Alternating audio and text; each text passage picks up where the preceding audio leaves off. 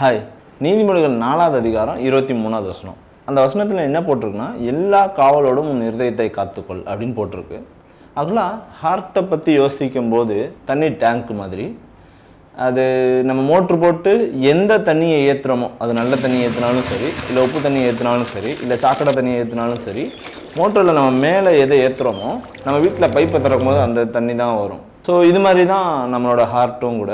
அந்த ஹார்ட்டுக்குள்ளே நம்ம எது எதெல்லாம் போடுறோமோ, அதாவது ரொம்ப கெட்ட வார்த்தைகளை கேட்குறோம், இல்லை தேவையில்லாத விஷயங்களை கேட்குறோம், இல்லை நமக்கு தேவையில்லாத, நம்ம வளர்ச்சிக்கு தேவையில்லாத, இல்லை கடவுளுக்குள்ளே நம்ம வளர்கிறதுக்கு தேவையில்லாத ஏதோ ஒரு விஷயத்தை நம்ம அதிகமாக கேட்குறோம், பார்த்துக்கிட்டே இருக்கோம் அப்படின்னா நம்மளோட ஆக்சன்ஸ் இருக்குல்ல, கேரக்டர், அதுவும் அதுவாக தான் மாறும். ஸோ நம்ம எதை பார்க்குறோம், நம்ம எதை கேட்குறோம், எதை நம்ம ஹார்ட்டுக்குள்ளே கொண்டு போகிறோன்றதில் நம்ம கவனமாக இருக்கும்போது நம்மளோட கேரக்டரும் சரி, ஸ்பிரிச்சுவல் க்ரோத்தும் சரி, ஆட்டோமேட்டிக்காக அது கரெக்டாகிடும். Thank you so much.